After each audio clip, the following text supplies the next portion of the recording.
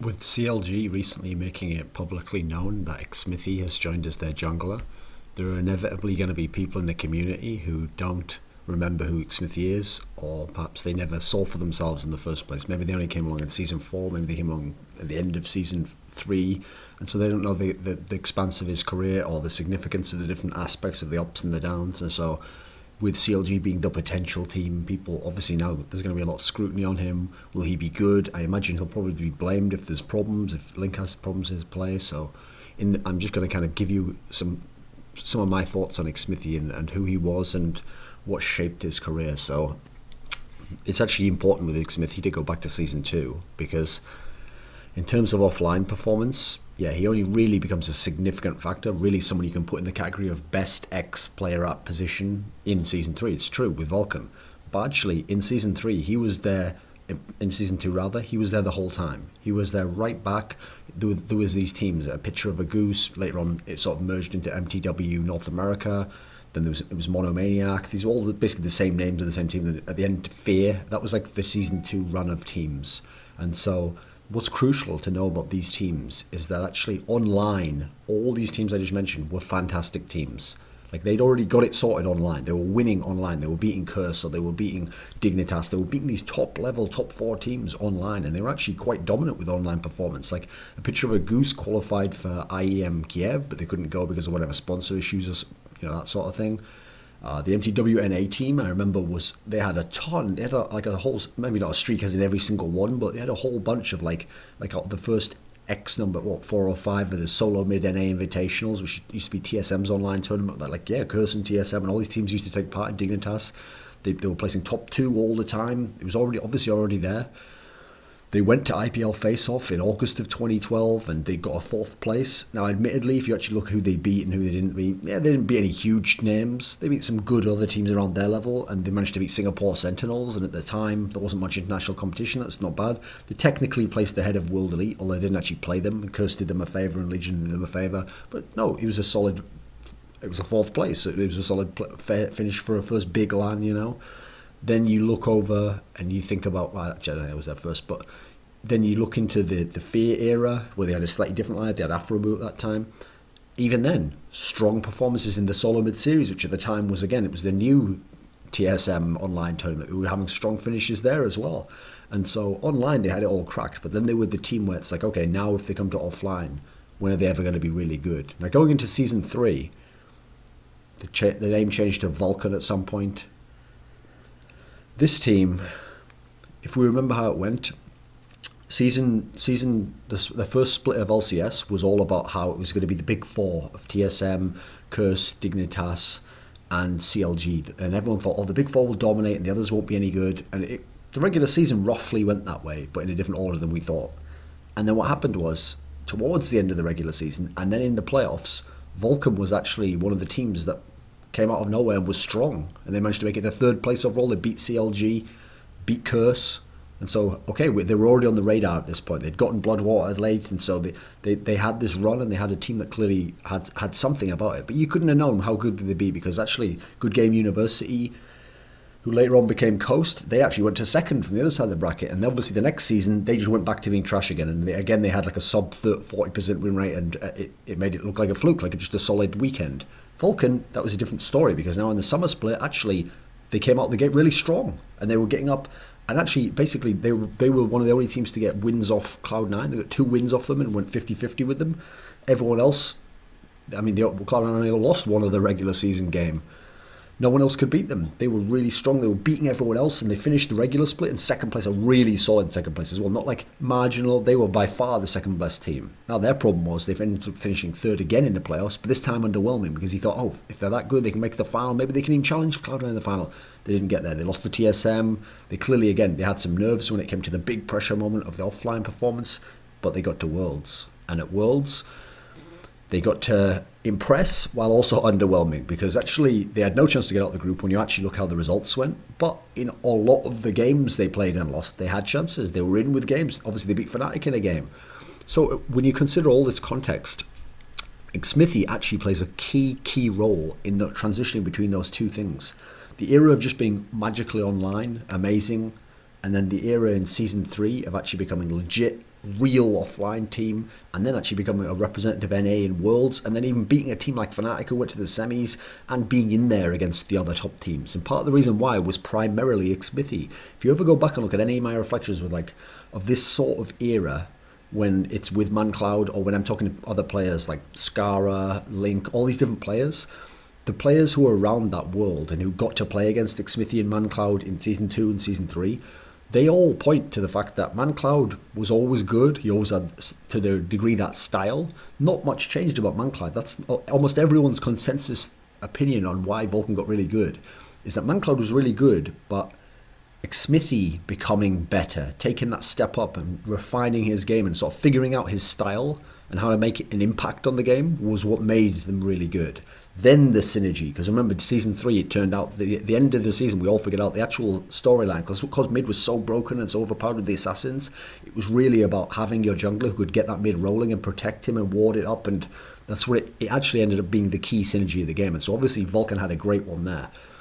And here's what people will forget: whenever someone does badly or his team breaks up or they have bad results, everyone always likes to take all of history and sort of scribble it all out. Like, none of that matters. He was actually always trash and we just didn't know until now. Now we know, so trash forever, signed everyone. And then you're supposed to just give that opinion forevermore. But that's not the case.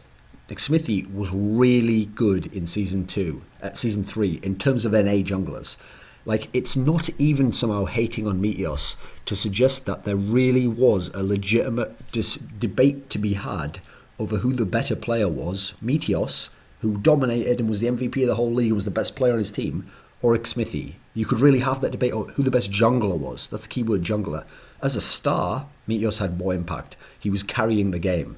But when it came to the international level, actually mTw.NA's style was and was going to be significantly less impactful, because that style didn't work as well against the elite teams of the other regions, where they wouldn't let you farm up in that way. They wouldn't let you just sit out like that. They would be forcing ganks all the time. You'd have to react to that, or you'd have to have counters in, or you'd have to get going yourself and shut someone down as another particular champion they picked. And actually, mTw.NA's style wasn't very suited to that. He didn't really have to do it as much in Cloud9, and they found ways around it. And in NA, some of the competition was weaker, so they didn't have to. Wasn't as big a problem. But they definitely that wasn't going to be as impactful, especially because here's the crucial point. What Xmithie was doing instead was the opposite. He was doing the low econ, constant pressure, constant ganks, constantly babysitting that mid, getting him rolling, making sure no one can kill, making it 2v2 lane if the other jungler comes. He was doing all of these things so that he was more in line with how the Koreans were playing. That's the mode the Koreans had pioneered for us with Kakao, with Dandy. That's what these players were all doing in Korea that was making those teams super good and super successful. And so actually, Dandy would have been more suited to play against international competition than mTw.NA. Okay, mTw.NA's dominating NA, Dandy good NA, but then better internationally. mTw.NA dominate NA, but just good internationally. So there was a debate to be had. And actually, I noticed when I went to different people and I interviewed them and I asked them, or even in private, I would ask them, what did they think?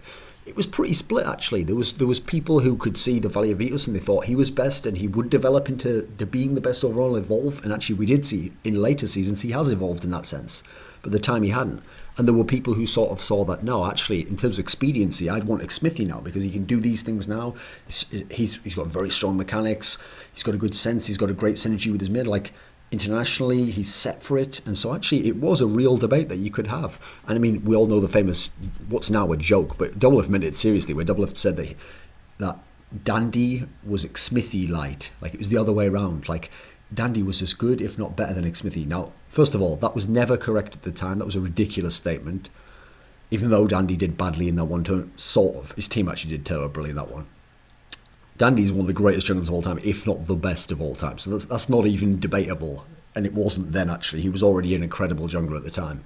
But the point does hold some weight, as much as Xmithie was in that mould. And he wasn't that far from it. It wasn't a ridiculous, utterly ridiculous statement.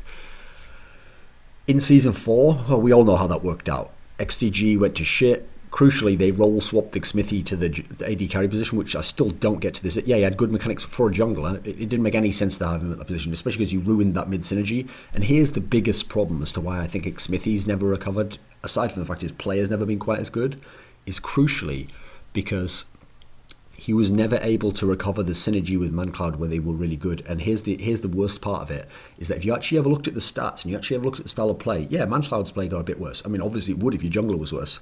But here's the thing, ManCloud's play only got a bit worse, and he actually could still get good stats and could still have good games, even though they'd lose. But it was Xmithie that was the one that really dropped off hard.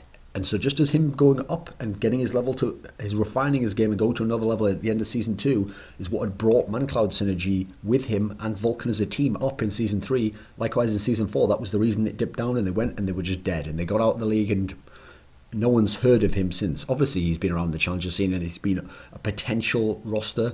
But the problem is no one wanted to take a risk. Once you've bombed out, once you've done badly, you're almost, that's like a poisoned well. No one will drink from it. No one's willing to even take a chance for it.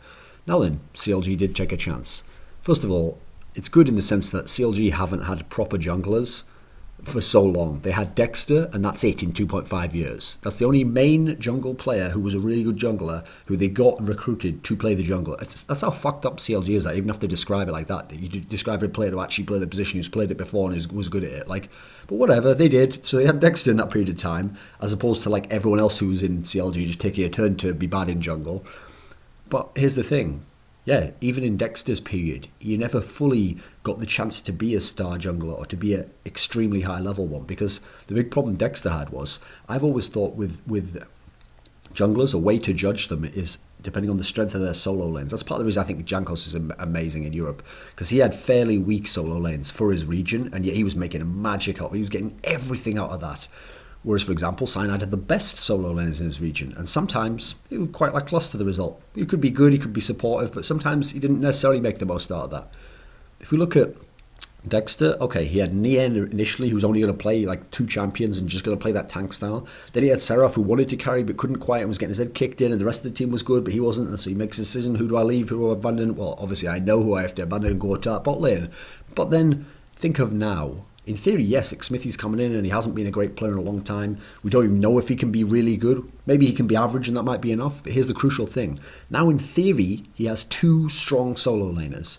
At least in the regular split, Link is a strong solo laner. Now, listen, we know his problems in the playoffs. We know his problems with underperforming and all that stuff, which still has to be fixed. But he can be a strong solo laner. Zion Spartan can be a strong solo laner. Yeah, he has inconsistency issues. He makes weird decisions sometimes, but he can be a strong solo laner. He can carry and he can snowball that lane. So with these two, this is almost like a much lower level version of the Forgiven video I'm making. It's sort of as if to say, listen, Xmithie, you've got your chance. You're back. You're on a good team. You've got 2 strong solo laners, both of, well, at least Zion Spartan wants to snowball all the time, both of whom in theory can have a huge impact on the game. Now, you don't have to be the best. You don't have to be Meteos anymore. You don't even have to be as good as Meteos. You don't have to be close to Dandy. All you have to do is figure out how to make it work with those 2 players, and if you can, CLG will not only be good, but crucially, you'll get to look great. You can be the Cyanide of the region, even if you can't get the mechanics back up there. If you can get the mechanics back up there, now we're really talking. Now there's the potential for something great to happen in their team. So that's kind of Xmithie to me, and who he is and who he was and who he can be and what he could possibly bring to CLG.